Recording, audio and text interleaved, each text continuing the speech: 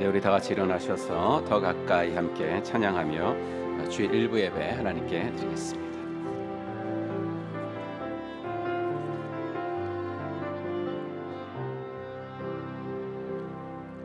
내 아버지 나를 받으소서. 거짓 아닌 진실함으로 주께 나아갑니다.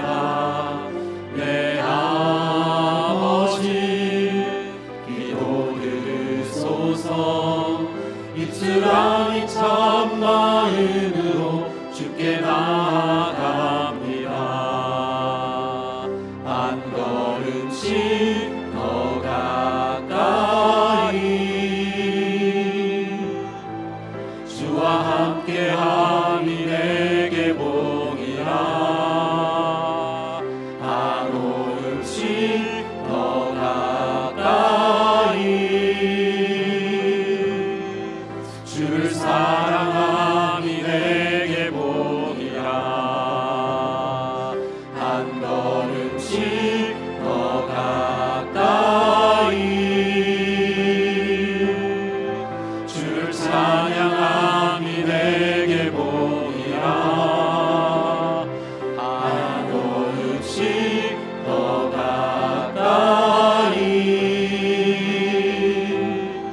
주를 예배함이 내게 복이라. 사도신경으로 우리의 신앙을 고백합니다. 전능하사 천지를 만드신 하나님 아버지를 내가 믿사오며 그 외아들 우리 주 예수 그리스도를 믿사오니 이는 성령으로 잉태하사 동정녀 마리아에게 나시고 본디오 빌라도에게 고난을 받으사 십자가에 못 박혀 죽으시고 장사한 지 사흘 만에 죽은 자 가운데서 다시 살아나시며 하늘에 오르사 전능하신 하나님 우편에 앉아 계시다가 저리로서 산자와 죽은 자를 심판하러 오시리라.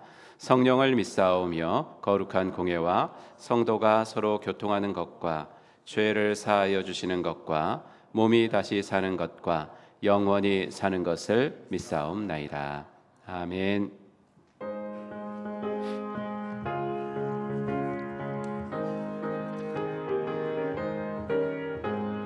주의 친절한 팔에 안기세 우리 마음이 평안하리니 항상 기쁘고 복이 되겠네. 영원하신 팔에 안기세 주의 팔에 늙으신 팔에 안기세 주의 팔에 영원하신 팔에 안기세.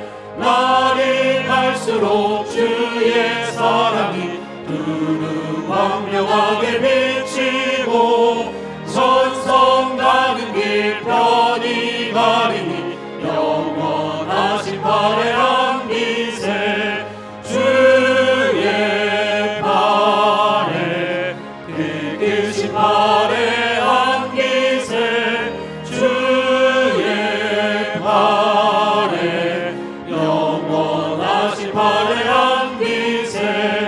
주의 보좌로 나아갈 때에 기뻐 참이 소리 외치고 겁과 두려움 없어지리니 영원하신 팔에 안기세 주의 팔에 늙으신 팔에 안기세 주의 팔에 영원하신 팔에 안기세. 우리는 세상으로부터 부름받은 하나님의 백성입니다. 또한 세상으로 보냄받은 그리스도의 제자입니다. 하나님을 기쁘게 찬양하는 예배자가 됩시다.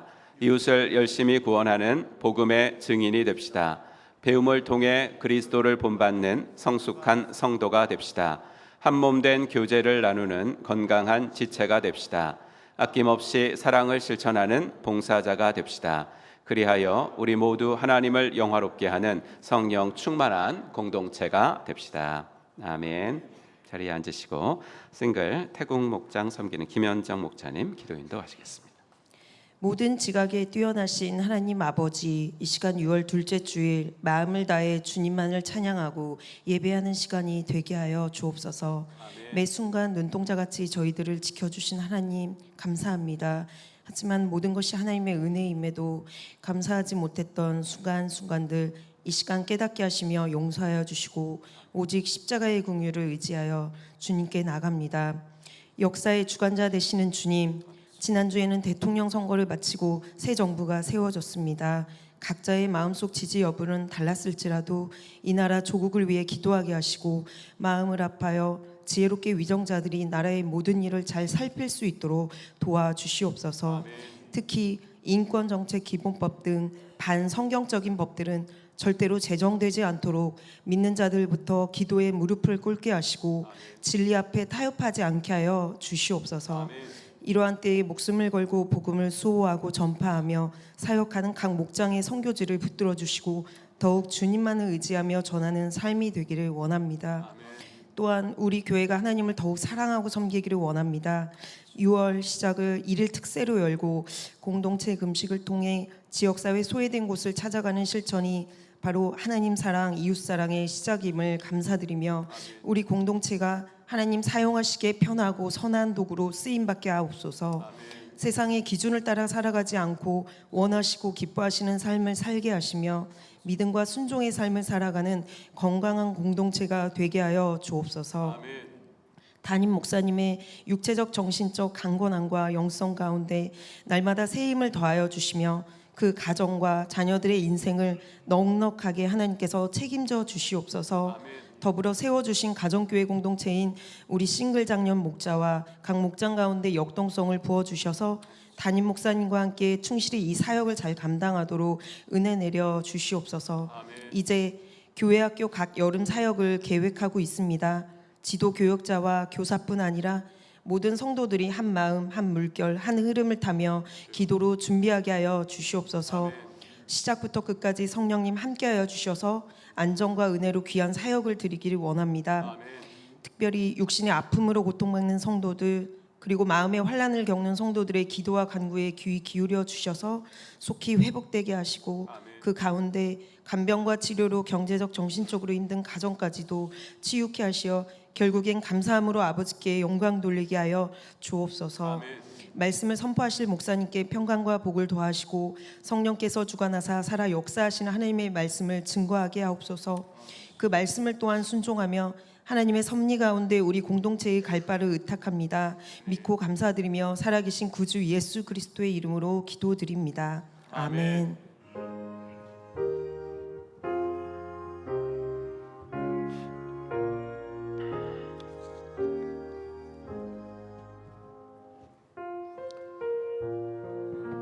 우리 지난주에 불렀던 찬양인데 한 번 더 오늘 부르겠습니다.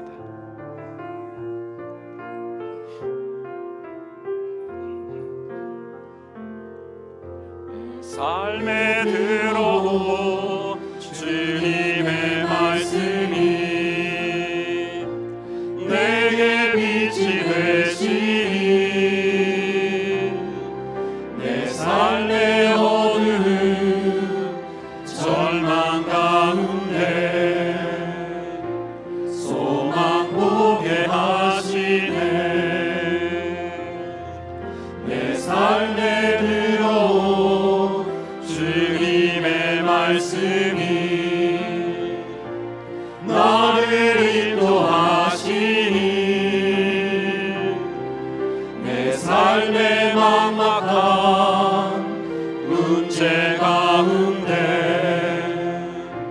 주 뜻 보게 하시네. 말씀이 내게 역사하기를 말씀이 내게 살아있기를 하나님 말씀을 듣겠나이다. 주님의 음성을 듣겠나이다. 내 삶에 들어온 내 삶에 들어온 주님의 말씀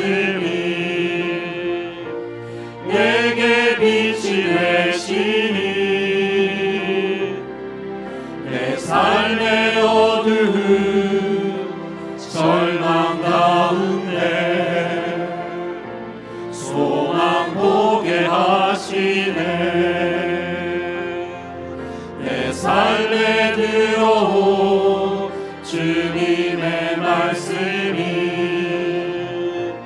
나를 인도하시니 내 삶의 막막한 문제 가운데 주 뜻 보게 하시네. 말씀이 내게 역사하기를, 말씀이 내게 살아있기를, 하나님 말씀을 듣겠나이다. 주님의 말씀을 듣겠나이다. 말씀이 내게 역사하기를, 말씀이 내게 살아있기를, 하나님 말씀을 듣겠나이다. 주님의 뜻대로 살겠나이다. 아멘. 하나님 말씀, 에스더서 말씀 계속 보도록 하겠습니다. 구약성경 에스더 7장 9절과 10절 두 절 말씀입니다. 에스더 7장 9절과 10절 우리 한 목소리로 같이 읽겠습니다. 왕을 모신 내시 중에 하르보나가 왕에게 아뢰되 왕을 위하여 충성된 말로 고발한 모르드게를 달고자 하여 하만이 높이가 50규빗 되는 나무를 준비하였는데 이제 그 나무가 하만의 집에 섰나이다. 왕이 이르되 하만을 그 나무에 달라 하매 모르드게를 매달려고 한 나무에 하만을 다니 왕의 노가 그치니라. 아멘. 우리 찬양하면서 헌금 봉헌하는 시간 갖도록 하겠습니다. 두 손 들고 찬양합시다.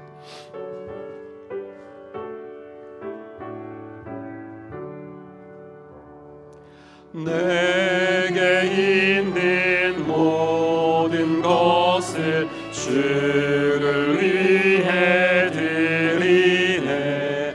주의 성령 충만하게 내게 내려주소서.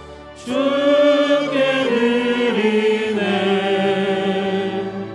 주께 드리네. 사랑하는 우주 앞에 모두 드리네. 하나님 감사합니다. 오늘도 주께서 예배드릴 수 있는 날을 허락하셔서 아버지 저희들에게 공간도 주시고 또 시간도 주시고 또 무엇보다도 주 앞에 나올 수 있는 믿음을 주셔서 이 시간에 주를 찬양할 수 있게 하시니 감사합니다. 하나님 최고의 하나님이시니 최선의 예배를 드릴 수 있도록 인도하여 주시옵소서. 일주일 동안 주님 앞에 아버지 하나님 살려고 노력했던 말씀대로 살려고 노력했던 삶을 가지고 주 앞에 나왔사오니 하나님 받아주시고 주의 은혜 가운데 오늘도 우리들에게 말씀하여 주시옵소서. 오늘 우리가 부른 찬송처럼 주님의 음성을 듣고 주님의 말씀을 듣고 주님의 뜻대로 살겠다고 결심할 수 있는 귀한 예배가 되어지게 하여 주시옵소서.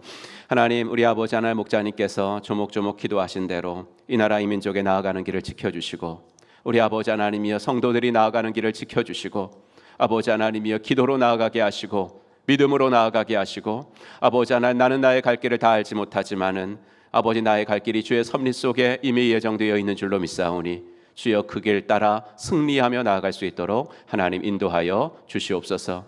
아버지 병원에 입원하고 계신 분들도 있사오니 우리 하나님께서 은혜 주시고 아버지 병 낫는 역사가 속히 일어날 수 있도록 도와주시고 아버지 하나님이여 외롭지 않도록 절망하지 않도록 하나님께서 붙잡아 주시옵소서.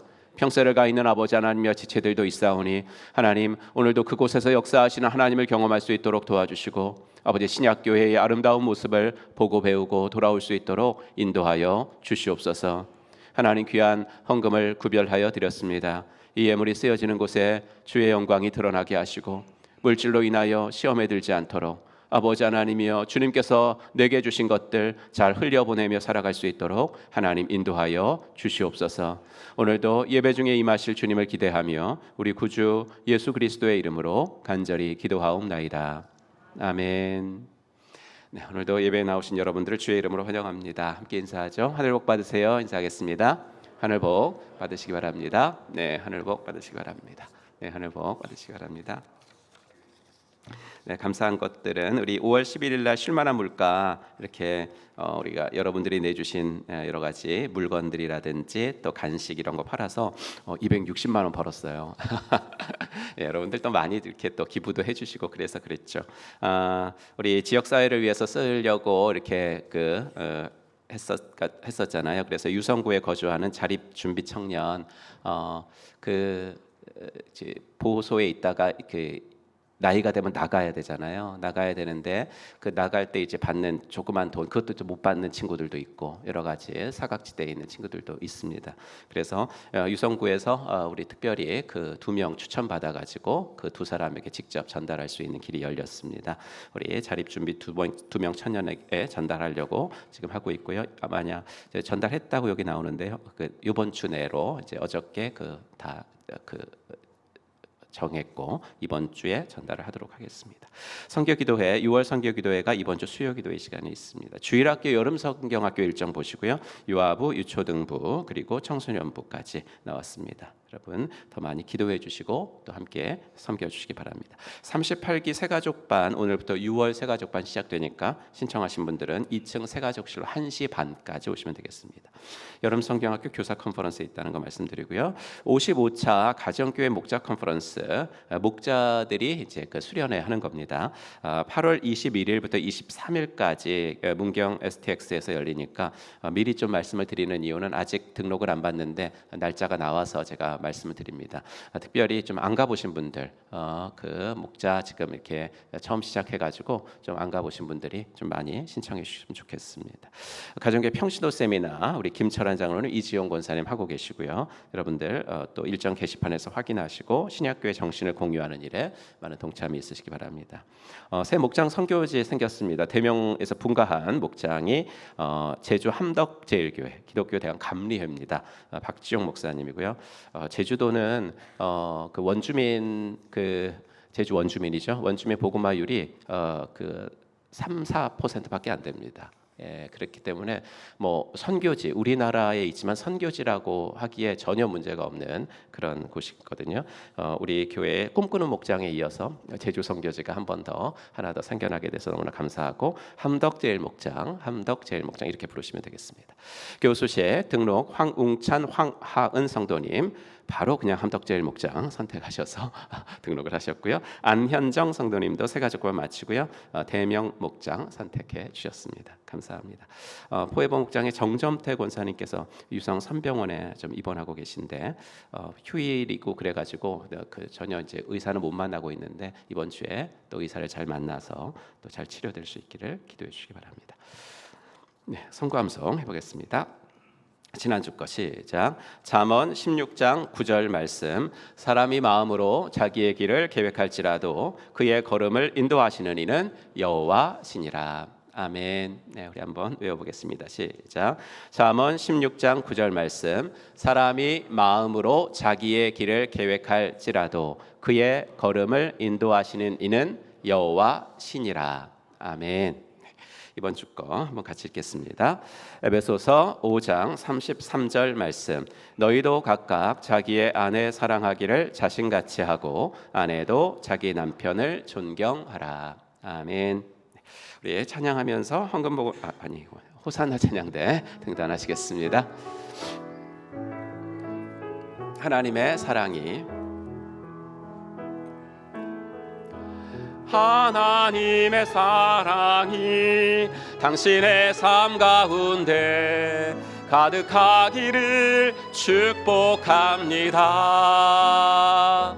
하나님의 은혜가 우리 가운데 가득하길 기도합니다.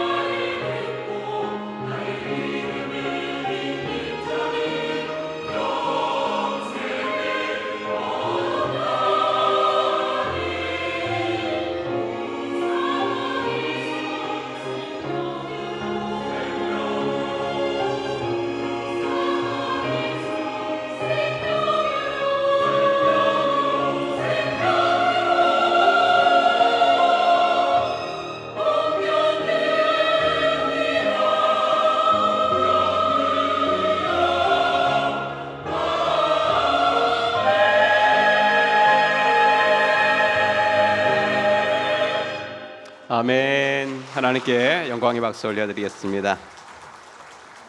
이렇게 귀한 성경 말씀 가지고 가사가 이렇게 만들어져서 더 은혜로운 것 같습니다.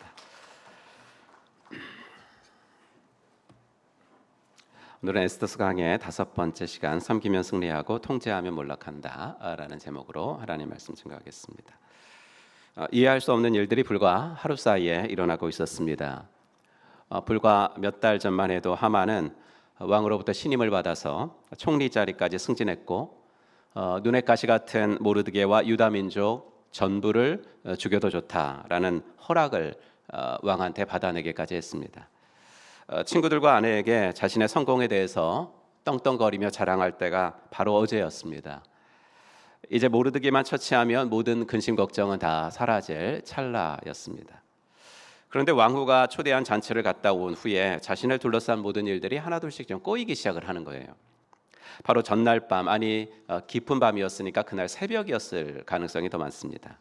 하만은 하룻밤을 참지 못하고 왕에게 모르드게의 처형을 허락받으러 갔다가 뜻하지 않은 일을 당했습니다. 왕이 자신이 은혜를 갚아야 할 사람이 있으니까 하만 당신이 그 일을 좀 직접 해주세요 라고 부탁을 하는 바람에 하만은 모르드게를 왕의 말에 태우고서 광장에서 자기가 그 말을 직접 몰고 다니면서 이 말에 탄 사람은 왕이 존귀히 여기는 사람이고 왕이 사랑하는 사람입니다 이렇게 외치면서 행진하다가 집으로 돌아왔습니다. 참을 수 없는 모욕이었죠. 화를 주체할 수 없는 마음으로 집으로 돌아왔는데 집에서조차 그를 위로해 주기는커녕 이제 아내가 또 친구들이 뭐라 그랬냐면 당신 시대도 이제 끝났다. 당신 시대도 이제 끝났다. 이렇게 말을 합니다. 하지만 마음이 이렇다고 해가지고 왕후가 초청한 2번째 잔치를 안 갈 수도 없는 일이었습니다. 왕은 하만과 함께 에스더가 초대한 2번째 잔치에 와서 에스더의 소원을 이제 드디어 묻는 겁니다. 계속해서 이제 에스더가 말을 안 했으니까 그녀는 그간 아껴두었던 말을 꺼냅니다. 당연히 이제 죽음에 처한 우리 민족을 구해달라 이제 이런 얘기를 했죠. 7장 4절 보시면 나와 결애가 팔려서 망하게 되었습니다. 살육당하게 되었습니다. 다 죽게 되었습니다. 우리가 남종이나 여종으로 팔려가기만 하여도 내가 이런 말씀을 드리지 않을 것입니다. 그만한 일로 임금님께 걱정을 끼쳐드리지는 않을 것입니다. 그럼 에스더가 지금 이제 왕에게 우리 민족이 팔렸다라는 말을 2번이나 쓰잖아요. 사실 왕이 유다인을 죽여도 좋다라고 하만의 청을 허락한 것은 돈 때문이었잖아요, 그죠?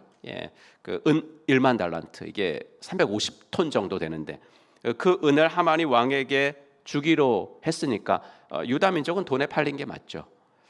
그러면 왜 유다 민족이 그렇게 팔려야 했는지 그것도 이제 얘기하는 거예요. 살육당하게 되었습니다. 죽게 되었습니다. 다.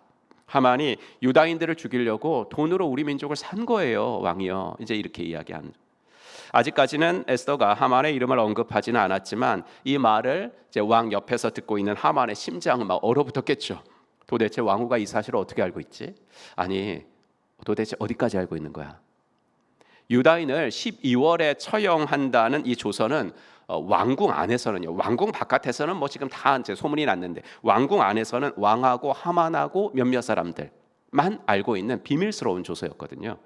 근데 그것을 에스더가 너무 소상하게 날짜뿐만 아니라 그 조서의 워딩까지도 하나도 안 틀리고 왕에게 말하고 있기 때문입니다.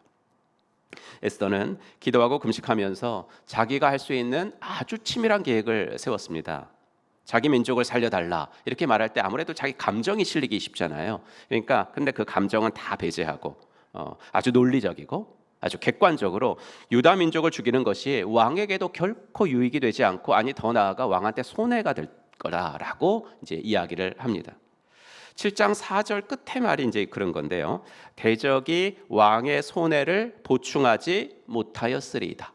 이게 무슨 말이냐면 페르시아 제국은 여러 민족들이 다 함께 섞여 사는 나라였어요. 그런 나라에서 어느 한 민족을 말살해 버려 봐요. 결국 그것은 다른 민족에게 왕께 대한 반역심만 키울 것이고 제국에 대한 그 반감만 그 키우는 불씨가 될 것입니다. 그리고 그 민족을 왕이 죽이기까지는 안 하고 노비로 판다고 해도 옛날 노비는 다 개인 소유였습니다. 그러니까 유다인이 노비로 팔리는 만큼 왕의 백성들은 줄어드는 겁니다. 그러니까 왕의 손해는 막대하게 될 것입니다. 이 같은 경제적이고 사회적이고 정치적인 손해는 왕의 어떤 충신이라도 보충해주지 못할 것이니 이 일은 결코 왕에게 이득될 것이 하나도 없을 겁니다. 이렇게 이야기합니다. 아하수에로 왕은 에스더의 말을 끝까지 경청합니다. 이미 나라의 절반까지도 주겠다고 한 마음이었으니까 에스더의 이런 논리정연한 말에 반대 의견을 제시할 리가 없었죠. 왕은 에스더에게 바로 물어요. 심중에 이런 일을 품은 자가 누구며 어디 있느냐? 왕의 물음에 에스더는 드디어 그의 이름을 밝힙니다. 6절 에스더가 이르되 대적과 원수는 이 악한 하만이니이다. 에스더는 이름만 밝힌 것이 아니라 그가 악인이라는 것, 악한 하만이라고, 그가 꾸민 모든 일이 악한 일임을 이야기합니다. 에스더가 왕에게 일목요연하게 말하고 있을 때 그 옆에서 이 모든 말을 들은 하만의 마음이 어떻겠습니까? 정말 세상 말로 세상이 샛노래졌겠죠. 그 범죄자의 이름으로 왕후가 자신을 지목할 줄이야. 아니, 치밀하고 계획한다고 했지만 왕후가 유다인일 줄이야. 이건 상상을 못했거든요. 자기가 죽이려던 민족이 왕후의 민족일 줄이야. 꿈에도 상상하지 못했습니다. 에스더의 입에서 하만의 이름이 불려질 때 하만만큼이나 왕도 놀랐습니다. 믿는 도끼의 발등이 찍힌 골이 되었기 때문입니다. 왕은 잔치자리에서 일어나 가지고 이제 후원으로 팍 걸어 나갑니다. 7장 7절 보시면 왕이 노하여 일어나서 잔치자리를 떠나 왕궁 후원으로 들어가니라 이렇게 되어 있죠. 에스더서 1장에서 우리는 제가 하이라이트한 이제 빨간 글씨로 쓴 걸 읽었죠. 왕이 노하여.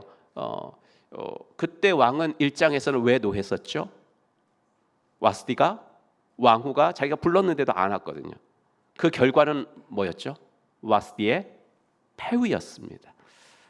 우리는 여기서 다시 왕이 노했다라는 말을 또 읽어요. 이 왕은 노하면 어떻게 하는 사람이에요? 다 자르는 사람이에요. 그렇죠? 그러니까 그 결과 역시도 일정에서도 노했으니까 폐위를 시켰는데 아니 이때도 노했으면은 하만도 몰락이지 않을까? 이제 우리는 충분히 예상이 되죠. 끓어오르는 분을 삭히기 위해서 후원으로 나갔던 왕이 돌아옵니다. 그런데 돌아왔을 때 왕의 눈앞에 펼쳐진 광경이 조금 묘했습니다. 여러분, 하만은요 소위 말하는 정치구단 정도 되는 인물이에요. 왕의 가려운 곳을 적당히 긁어줄 줄 알고요, 또 뇌물도 적당히 쓸 줄 알고, 또 자신의 길에 방해가 되면 가차없이 제거하고, 이런 인물이었거든요. 이런 사람이니 지금 이 같은 상황에서 자기가 살아남을 길은 왕이 아니라 누구예요? 에스더예요. 이제 나라의 절반까지도 왕한테 준다 그랬는데 지금 에스더한테 잘 보여야 되거든요. 직감적으로 그걸 느꼈죠. 그래서 하만은 왕이 후원으로 나간 사이에 에스더가 앉은 걸상 위에 엎드려 가지고 에스더에게 살려달라고 매달려. 나라의 2인자 자리까지 오른 하만이 자기가 죽이려던 유다 민족 출신 왕후 에스더 앞에 무릎을 꿇고 비참하게 생명을 구걸하는 신세가 된 거예요. 그런데 이 비굴한 뒷모습이 후원에서 방으로 들어온 왕의 눈에는 어떻게 보였냐면 하만이 왕후를 강간하려고 하는 것처럼 보인 거예요. 7절, 8절 중간 보시면 왕이 이르되 저가 궁중 내 앞에서 왕후를 강간까지 하고자 하는가? 이렇게 나옵니다. 안 그래도 이미 너무 많은 죄를 저질렀어요. 하만은. 그게 드러났는데 거기다가 왕후 강간 미수죄까지 더해지는 순간이었습니다. 왕의 이 말에 신하들은 하만의 얼굴을 팍 덮습니다. 8절 이 말이 왕의 입에서 나오매 무리가 하만의 얼굴을 싸더라. 이게 무슨 뜻인지 확실하지는 않나요? 잘 모르겠어요. 하지만 7장을 계속 읽어보면 왕이 하만을 나무에 달아라 이렇게 얘기하잖아요. 오늘 본문 매단다는 것은 죽은 시체를 매달라는 거거든요. 그러니까 하만의 얼굴을 덮었다는 것은 이제 처형을 의미하는 것임이 분명하지 않을까 생각합니다. 이때 왕 곁에 있었던 넷이 하르보나라는 사람이 왕이요 하만의 집에 하만이 모르드게를 죽여서 매달려고 한 높은 장대가 하만의 집에 세워져 있어요 라고 왕에게 말합니다. 정말 이 부분을 읽으면 통쾌하기 그지 없지요. 자기한테 절 안 했다는 거, 그게 괘씸해가지고 모르드게 죽이려고 자기 집 마당에 세워놓은 그 장대가 자신의 몫이 될 줄이야 어떻게 알았겠어요? 끝없이 모르고 올라갔던 그의 탐욕 때문에 하만은 자기가 만든 높이 23m 높은 장대 위에서 그의 인생을 비참하게 마감하게 되었습니다. 에스더서가 이제 10장까지 있는데요. 이렇게 하만이 자기 꾀, 자기 함정에 자기가 걸려서 죽는 7장이 아무래도 클라이막스고 여기가 뭐 끝이라고 봐도 뭐 그리 이상하지는 않습니다. 이쯤에서 우리는 다시 한번 에스더의 인생과 하만의 인생을 비교해 볼 필요가 있겠죠. 에스더 왜 승리할 수밖에 없었고 하만은 왜 몰락할 수밖에 없었을까? 에스더의 인생은요, 한마디로 누군가를 살려주는 인생이었잖아요. 살려주려는 인생이었고, 하만의 인생은 누군가를 죽이려는 인생이었잖아요. 이 차이가 한 사람의 인생은 승리로 만들어줬고 한 사람의 인생은 몰락으로 치닫게 했다는 거예요. 그럼 지난 한 주 그럼 어떻게 사셨습니까? 가정교회 하면서 여러분이 가장 많이 듣는 말은 아마 섬김이라는 말이겠죠. 하지만 섬김이라는 게 이게 쉽지가 않잖아요. 섬기면서 살자고 하면 나 하나도 주체를 못해요. 이제 이렇게 말이 자연히 나오는 게 그게 자연스러운 거예요. 나 그리고 내 식구들 건사하기도 허덕대는 마당에 누구를 섬겨요, 목사님? 그건 뭐 특별한 사람들만 하는 거죠. 뭐 이렇게 믿음 좋은 사람들만 하는 거죠. 이렇게 말하는 게 당연해요. 에스더가 그랬습니다. 지금 내 코가 석자예요. 나도 왕에게 잊혀져가는 존재. 사람들은 왕후라고 하면 뭐 대단한 것 같아도 왕에게 잊혀진 왕후는 그 아무 쓸모가 없는 거예요. 그렇죠? 그게 자기가 그런 존재라는 것을, 이런 상황에 왕한테 나아가면 100% 죽음이라는 것을 누구보다도 잘 알고 있었던 사람이 에스더잖아요. 그런데 모르드게는 에스더 보고 뭐라 그래요? 섬겨. 너의 이웃, 동족, 형제, 자매들 네가 살려. 하나님이 이때를 위함인 줄, 이때를 위해서 너를 왕후 자리에 앉혔잖아. 뭐 이렇게 이야기를, 상황 파악 못하는 말만 지금 하고 있는 거예요. 하지만 이때 에스더가 한 말이 뭐죠? 내가 죽으면 죽으리이다. 그러니까 무슨 말이에요 이게? 내 힘으로는 내 민족을 살릴 수 없다. 지금 내 처지는 그거 진짜 못한다. 하지만 내가 못한다고 하나님도 못하시는 것은 아니지 않을까? 내가 못한다고 하나님도 못하시는 것은 아니니까 난 하나님께 맡길게. 하나님께 맡기면 그분이 내가 못하면 다른 사람을 통해서든지, 나의 방법이 아니라면 또 다른 방법을 쓰시든지, 어떻든지 하나님의 백성이니까 하나님이 살려주실 거야. 하나님은 에스더의 이 마음을 보신 거예요. 누군가를 살리려는 마음 있죠. 누군가를 성공시켜 주려는 그 마음. 하나님께서요, 이 마음을 되게 기뻐하세요. 누군가를 성공시켜 주려고 하는 마음. 이 마음이 왜 기뻐하시냐면 이 마음이 하나님 아버지의 마음이기 때문에 그런 거예요. 그게 마음이 어디 나오냐면 요한일서 4장 9절에 나오는데요. 같이 한번 읽을게요. 시작. 하나님의 사랑이 우리에게 이렇게 나타난 바 되었으니 하나님이 자기의 독생자를 세상에 보내심은 그로 말미암아 우리를 살리려 하심이라. 이렇게 나오죠. 하나님은 우리를 살려주시려고 아들 예수님을 이 땅에 보내셨다는 거예요. 우리를 살려주시려고. 그러면 우리를 살려주시려고라는 이 말은 전제가 뭐예요? 우리가 죽었다는 말이잖아요. 그렇죠? 근데 저와 여러분 안 죽었잖아요. 하지만 영적으로 죽었잖아요. 그럼 영적으로 죽었다는 게 뭐예요? 영적으로 죽었다는 말이 뭐예요? 그것은 하나님을 인정하지 않는다는 거잖아요. 하나님 없이도 나는 충분히 살 수 있다고 생각하는 거, 그게 영적으로 죽은 거죠. 내가 열심히 살고 내가 목표한 거 이루고 살면 난 충분히 행복할 수 있어, 이렇게 생각하는 거, 그게 영적으로 죽은 거죠. 이 세상에서 남보다 잘 되면 성공한 것인 줄 알고, 세상이 주는 이 거짓 행복이에요. 남보다 잘 되면 성공한 것인 줄 아는 거, 이 거짓 행복에 취해서 살아가는 거, 그게 이제 영적으로 죽은 거죠. 그런 인간들을 위해서 예수님이 오셔서 영적으로 죽은 우리를 살려주신 거예요. 살려주셔서 하나님 앞에서 정말 진짜 성공하는 삶을 살고 싶은 소원을 주신 거예요. 지금까지는 남보다 더 잘 되면 그게 성공한 것인 줄 알았는데, 이제는 진짜 하나님 앞에서 성공하는 삶을 살고 싶은 소원을 주시고, 또 진짜 그렇게 행복한 삶을 살 수 있는 능력도 주신 거죠.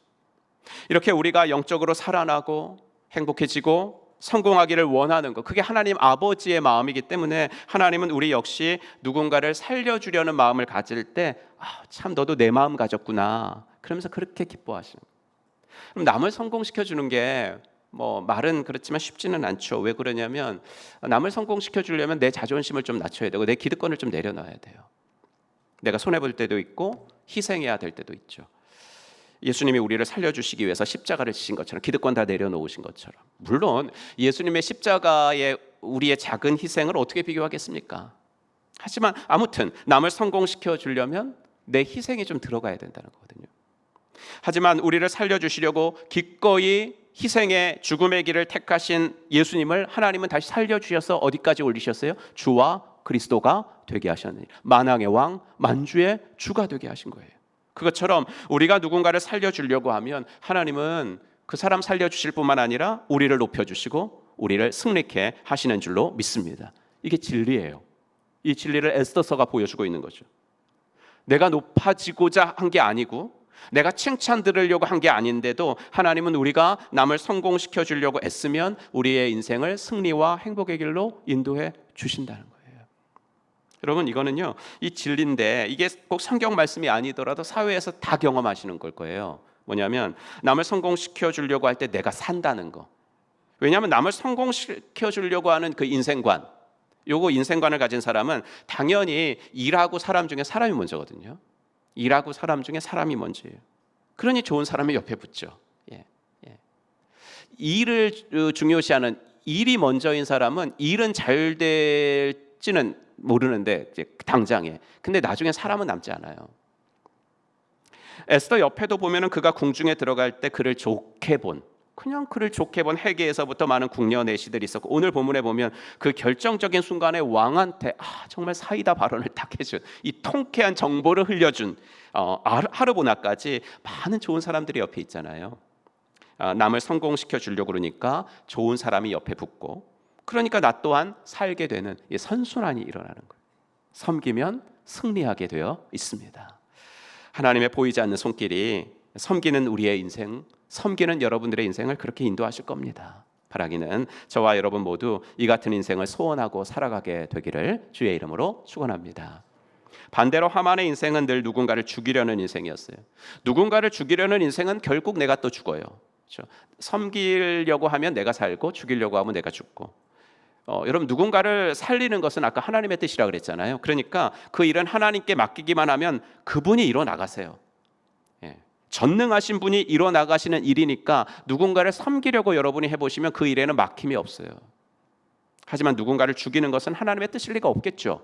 그러니까 처음부터 끝까지 내가 계획을 하고 그 일은 내가 진행을 해야 되는데, 사람이 아무리 철저하게 계획한다 그래도 어디선가는 펑크가 나게 마련이에요. 마치 하만이 에스더가 유대인인 줄은 꿈에도 생각하지 못했던 것처럼 어느 한 군데서는 큰 실수가 나오는 거거든요. 근데 사람은 또 자신이 전능한 존재가 아니면서도 결과는 완벽하기를 바래요. 이게 사람이에요. 자기가 완벽한 존재는 아닌데 결과는 완벽하길 바라는 거죠. 그래서 뭔가 자기 뜻대로 안 되고, 자기가 계획한 대로 안 되고, 자기가 통제하는 대로 이루어져야 되는데 그게 안 되면 이제 화를 내는 거예요. 분노를 하는 거예요. 이게 아수에로였고 하만이었다고요. 여러분, 이번 주에 기분이 좋은 분도 있었고 막 화가 나는 분도 있었잖아요, 그죠? 네, 대통령 선거가 끝났잖아요. 본인이 지지했던 사람이 되어서 기분이 좋은 분들도 계실 것이고 반대이신 분들도 계시겠죠. 대통령, 옛날식으로 말해서 왕이라고 한번 해볼게요. 왕이라는 단어 속에는 우리가 가지고 있는, 우리가 아는 단어 중에서 상반된 이미지가 공존해요. 왕이라는 단어. 뭐냐면 통치와 통제예요. 통치와 통제. 오늘 설교식으로 말해보자면 통치는 백성들 살리는 거예요. 살리는 거. 통제는 백성들을 죽이는 거예요. 백성들을 잘 통치해가지고 백성들로 하여금 행복하고 성공적인 삶을 살도록 백성들을 성공시켜주기 위해서 헌신적으로 일하는 진정한 통치자로서의 왕이 있어요. 하지만 반대로 왕이라는 자리를 이용해서 모든 일도 자기가 통제하고 사람도 자기 마음대로 통제해서 백성들을 죽이는 나쁜 왕도 역사 속에서는 언제나 있어 왔어요. 근데 인간의 타락한 죄성은요, 이 통치보다는 언제나 통제 쪽으로 가요. 통제 쪽으로. 그래서 어느 나라의 역사 속에서도 선왕보다는 폭군이 많잖아요. 선왕보다는 폭군이 많잖아요. 그런데 제가 오늘 말씀드리고 싶은 건 뭐냐면, 이 왕의 자리는 비단 한 나라의 왕뿐만이 아니에요. 그것은 우리 실생활에서도 적용이 돼요. 실생활에서도. 왜 남편과 아내 사이가 행복하지 못하죠? 서로를 통제하려고 그러니까 그런 거예요. 서로를 통제하려고 하니까. 하나님께서 남편과 아내로 만나게 하신 처음 뜻을 잊어버렸기 때문에 그래요. 왕이 처음 자리에 오를 때는 나라를 다 잘 통치하겠다 그러죠. 선서할 때는 다 잘 통치하겠다 그러죠. 하지만 시간이 갈수록 점점 통치 안 하고 통제하거든요. 그러는 것처럼 우리도 결혼하는 그 순간은 나는 아내의 돕는 배필이고 나는 남편의 돕는 배필이라는 사실을 인정하죠. 인정하는데 결혼한 이후로는 자꾸만 우리의 뿌리 깊은 죄성이 드러나요. 그래서 아내는 남편을, 남편은 아내를 도와주려고 하기는커녕 서로를 통제하려고 한다고요. 자기 뜻대로 배우자가 해주지 않을 때 화가 나죠. 화가 안 나나 보네요. 예. 그게 통제하려는 거야. 나는 우리 남편, 우리 아내 통제 안 해요. 근데 내 뜻대로 안 해주면 화가 나시면 그게 통제하는 거라니까요. 결혼을 준비하는 청년들하고 공부를 하다 보면요, 결혼에 대한 막연한 환상들을 갖고 있어요. 우리 청년들이 저 사람과 결혼하면 나를 행복하게 해줄 것 같아서, 나를 잘 도와줄 것 같아서. 그래서 딸 부모님들이 사위한테 말하잖아요. 내 딸 행복하게만 해줘. 다른 거 안 바래. 그냥 행복하게만 해줘. 하지만 막상 결혼 생활을 하면 나를 행복하게 해줄 것 같았던 그 사람이, 나를 도와줄 것 같았던 그 사람이 전혀 딴 사람처럼 행동을 하니까 어때요? 판단하고 정죄하고 비판을 하는 거죠. 제가 결혼을 앞둔 청년들과 결혼 공부를 하는 이유가 있어요. 요새는 조금 생각이 좀 제가 확장이 돼서 이제 결혼을 앞둔 청년들과만 아니라 결혼 다 할 거니까 청년들한테는 이제 다 시키려고 제가 하고 있는데, 이 결혼 공부를 한다고 부부싸움을 안 하겠어요? 왜 안 하겠어요? 하죠. 하지만 적어도 그리스도인들이라면 세상과는 다른 결혼관을 가지고 출발을 하라, 이걸 좀 말하고 싶어서 그래요. 세상적인 결혼관은 뭐냐면 저 사람과 결혼하면 난 행복하게 해줄 것 같고 나를 섬겨줄 것 같아서, 이게 이제 세상적 결혼관이라면요, 성경적 결혼관은 그 반대예요. 성경적 결혼관은 서로 섬김이에요. 서로 섬김. 여러분, 예수님이 제자들에게 이렇게 말씀하신 적이 있죠. 마가복음 10장 42절, 너희가 아는 대로 이방 사람들을 다스린다고 자처하는 사람들은 백성들을 마구 내리누르고 고관들은 백성들에게 세도를 부린다. 여러분, 어떨 때 세도를 부리죠? 어떨 때 막 상대방을 내리누르죠? 내가 그 사람 약점을 알고 있을 때 그래요. 내가 그 사람 약점을 알고 있어서 내가 내리눌려도 아무 소리 못해요. 약점이 나한테 노출된 사람. 여러분, 근데요, 부부처럼 상대방의 약점을 잘 아는 사람들이 있을까요? 부부처럼 상대방의 약점을 잘 아는 사람들은 세상에 없어요. 그러므로 반대로 생각해 보면은요, 어떨 때 진정한 섬김을 할 수 있는지 아세요? 어떨 때 진정한 섬김을 할 수 있냐면, 내가 배우자의 약점을 알지만 그걸 감수할 때 있죠. 내가 저 사람의 약점을 알지만 그걸 감수할 때 그게 진정으로 섬기는 거예요. 결혼기념일에 근사한 선물 해주는 게 배우자를 섬기는 게 아니에요. 그게 아니라 내 배우자의 연약함을 감수하는 섬김, 그게 진정한 섬김이에요. 그럼 누가 먼저 섬겨요? 그럴 때는 남자, 또는 그럴 때는 레이디 퍼스트. 그게 아니고 누가 먼저 섬기냐면 남편이 먼저도 아니고 아내도 먼저가. 성경이 순서를 순서가 아니라 딱 그 해답을 줬잖아요. 큰 자가 먼저 섬기는 거예요. 이렇게. 그럼 큰 자는 뭐죠? 은혜 받은 자가 먼저 섬기는 거예요. 은혜 받은 자가 먼저 섬기는 거. 이게 43절이에요. 우리 한번 같이 읽어보겠습니다. 그러나 너희끼리는 그렇게 해서는 안 된다. 너희 가운데서 누구든지 위대하게 되고자 하는 사람은 너희를 섬기는 사람이 되어야 하고. 이게 큰 자가 섬기는 거, 은혜 받은 자가 섬기는 거. 그러므로 성경이 여러분한테 섬겨보라고 하는 것은 다른 말로 하면 큰 사람 되어봐, 이제 이거거든요. 근데 하나님이 그걸 아무한테도 그렇게 말씀하시지 않아요. 하나님이 그래서 너 한번 섬겨봐라는 얘기는 하나님이 야, 너 큰 사람 될 가능성이 있으니까 큰 사람 한번 돼봐, 이렇게 날 잘 봐주시는 거예요, 나를. 그러니까 섬겨보라고 말씀하시면 힘들어도 기분은 좋은 거죠. 나를 또 이렇게 봐주시네, 이렇게. 익숙해지면 자꾸만 내 마음대로 통제하려고 그래요. 아까 그랬죠. 왕도 처음에는 통치한다 그랬다가 통제하는 것처럼 익숙해지면 자꾸만 내 마음대로 통제하려고 하는 것이 인간이지만, 그러지 말고 익숙해질수록 섬겨봐라, 이겁니다. 결혼 생활에 점점 익숙해지면 배우자의 약점이 더 많이 보이겠지만 그 약점을 감수해 보라는 겁니다.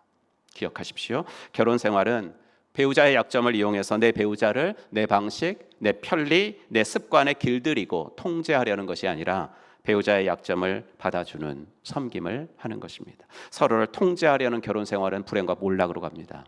하지만 서로를 섬기는 결혼 생활은 행복과 승리로 갑니다.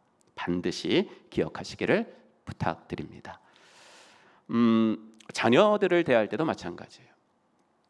물론 우리의 자녀들은 모든 것이 아직 성숙되지 않은 성장 과정에 있는 존재들이라서 성경도 주의 교양과 훈계로 양육하라 그랬잖아요. 주의 교양과 훈계로 양육하라.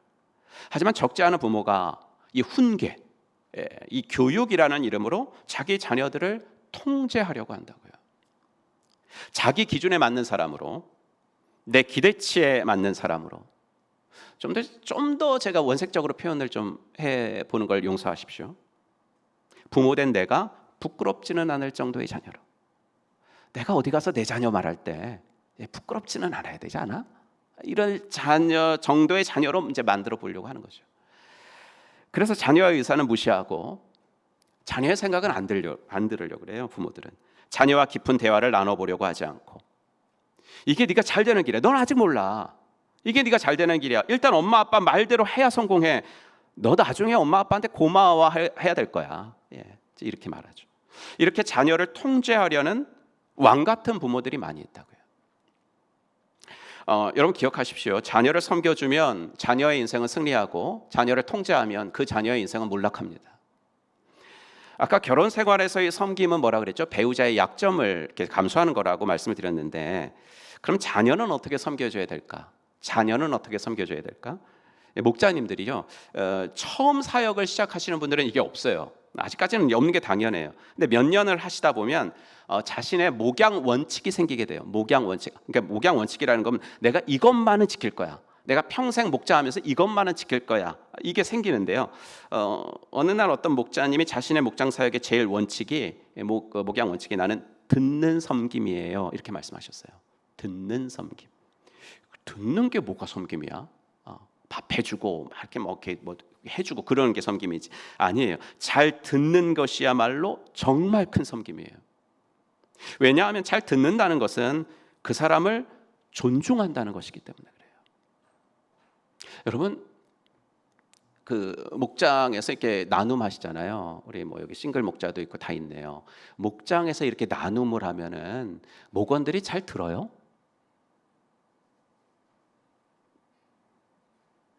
잘 안 들어요. 잘 보세요. 잘 안 듣는다니까요. 잘 안 들어요. 이렇게 다 이렇게 핸드폰 보고 있고, 이렇게 핸드폰 카톡 있나 이런 거 보고 있고, 그 다음에 좀 이렇게 약간 그런 거는 이렇게 노골적으로 안 해도 이제 그냥 또 이렇게 딴 생각하고 있어요. 무슨 생각이요? 내 순서 오면 뭐라고 말하지? 내 순서 오면 뭐라고 말하지? 그걸 안 생각하고 왔거든. 그러니까 집중해서 잘 안 듣는다고요. 그래서 제가 이제 총목자 모임 때 그래요. 목원들 하나도 안 들으니까 여러분들이 들어주셔야 된다고. 목자만 들어주시면 돼요. 목자만 잘 들어주시면 됩니다.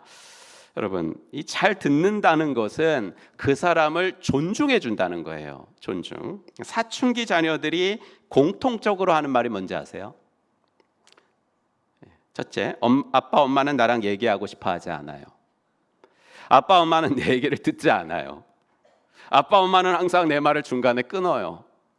우리는 항상 말 다툼으로 끝나요. 그렇죠? 여러분 어떠세요? 청소년기 부모님들은 이게 쉽게 수긍이 가요?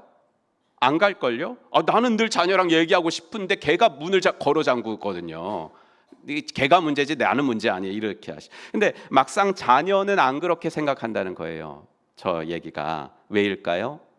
부모들이 정작 자녀의 관심에는 별로 관심을 갖지 않아요. 자녀가 생각하는 중요한 거, 지금 자녀의 고민, 그런 건 잘 안 물어봐요. 기쁜 일이 뭐고 또 그 힘든 일이 뭔지를 잘 안 물어본다고요. 부모의 말만 쏟아붓고 나서 부모 입장에서는 그걸 대화를 다 했다고 생각을 해요. 왜 부모들이 중간에 말을 끊을까요? 해답을 주려고 끊는 거거든요. 답은 뻔한데 얘가 왜 이렇게 고민이 많아? 답은 뻔한데 뭘 그렇게 생각이 많아? 반대로 얘는 왜 이렇게 생각이 없어?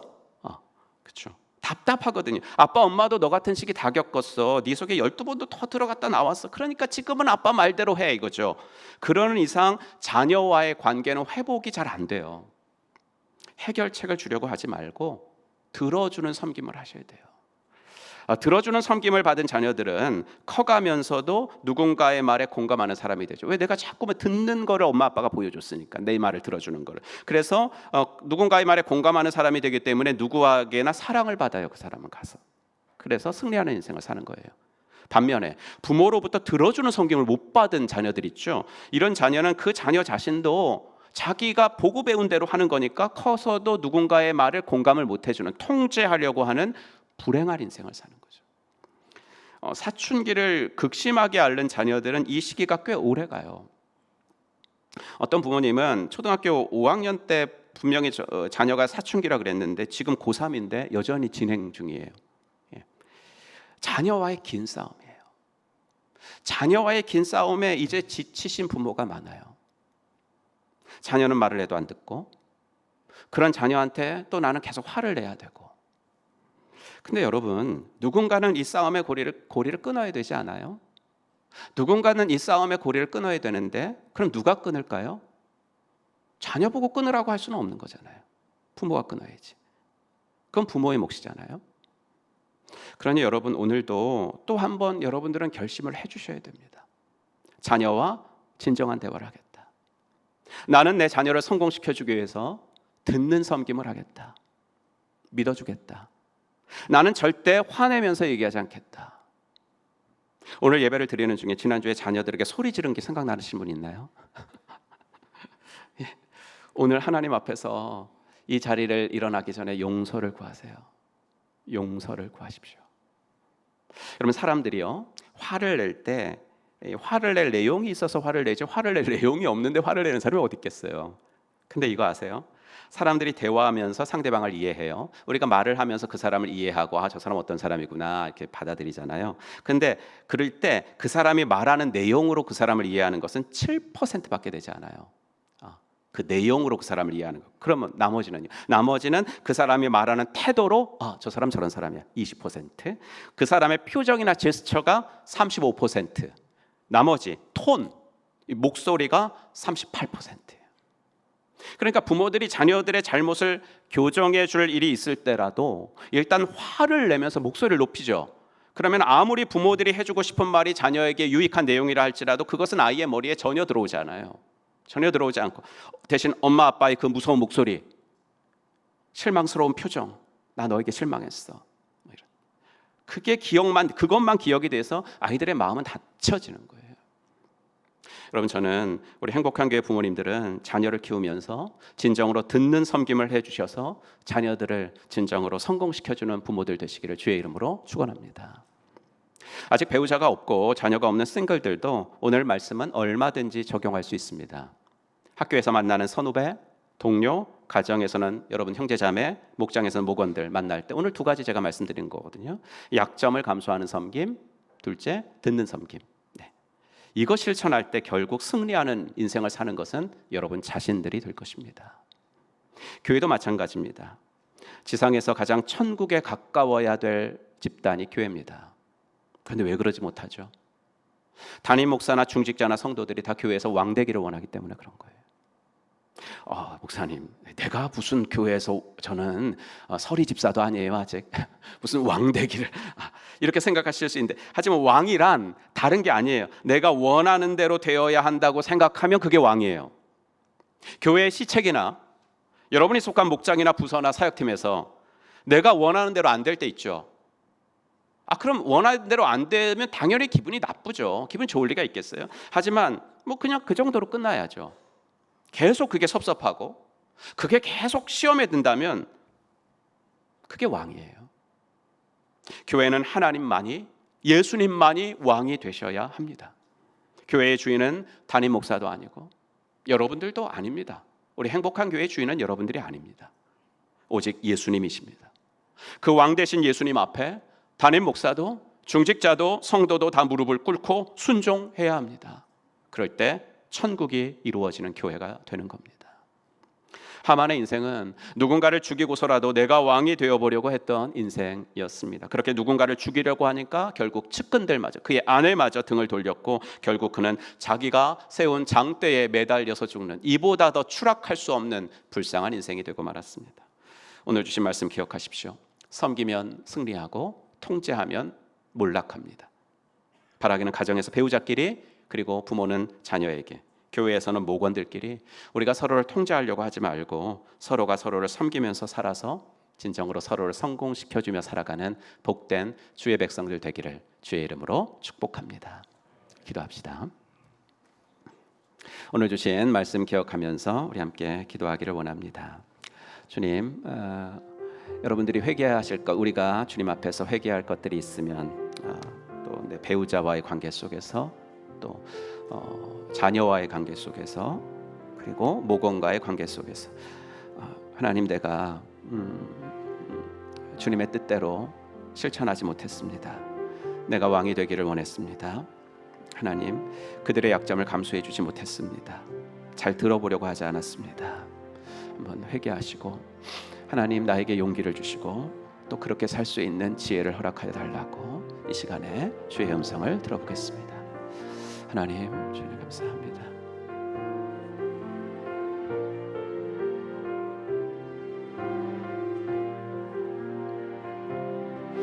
아버지 하나님, 주님 은혜 감사합니다.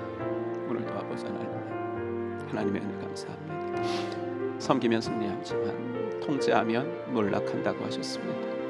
아버지 하나님, 나의 배우자를 통제하려고 했습니다. 나의 자녀를 통제하려고 했습니다.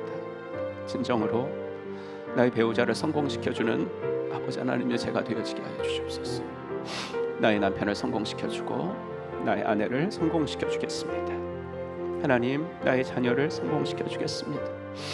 하나님, 목자는 목녀를, 목자 목녀는 목원들을 성공시켜줄 수 있도록 도와주시고, 목원들은 우리 목자님이 하나님 정말 좋은 목자님 되도록, 우리 목녀님이 정말 하나님의 뜻에 합당한 목녀님이 되도록 하나 더 기도로 섬기고 하나님이여 순종하며 나아갈 수 있도록 인도하여 주시옵소서.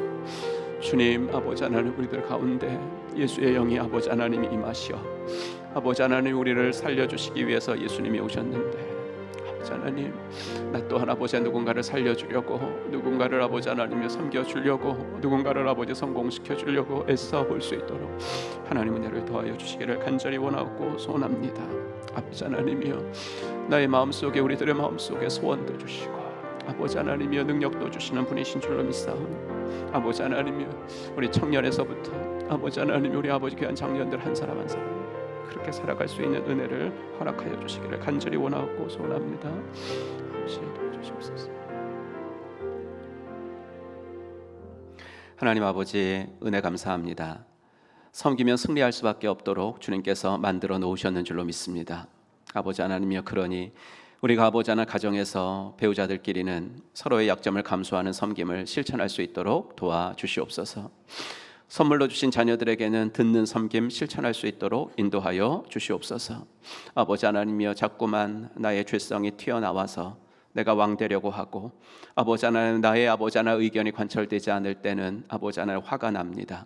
그러나 주님께서 내 마음에 들어와 계시오니 나의 죄성은 점점 죽어나가고 예수가 내 마음속에서 점점 살아주시게 될 줄로 믿습니다.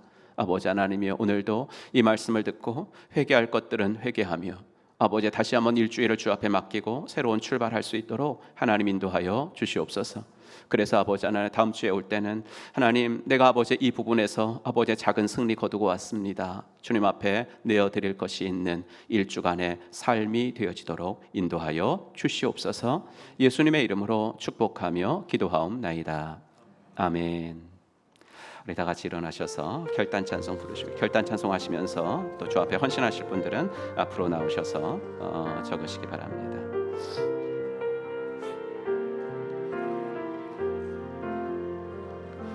세상의 부와 세상의 명예, 세상 자랑 모두 내려놓고 날 구한 십자가, 날 씻긴 보혈, 주의 은혜를 깊이 생각합니다. 나의 나은 것, 내 모든 것 다 거저 받은 선물, 내 삶을 은혜로 가득 채워주셨네. 나의 나은 것, 내 모든 것 다 거저 받은 선물, 내 삶을 주신 분께 다시 올려드리리. 나는 삶으로 주님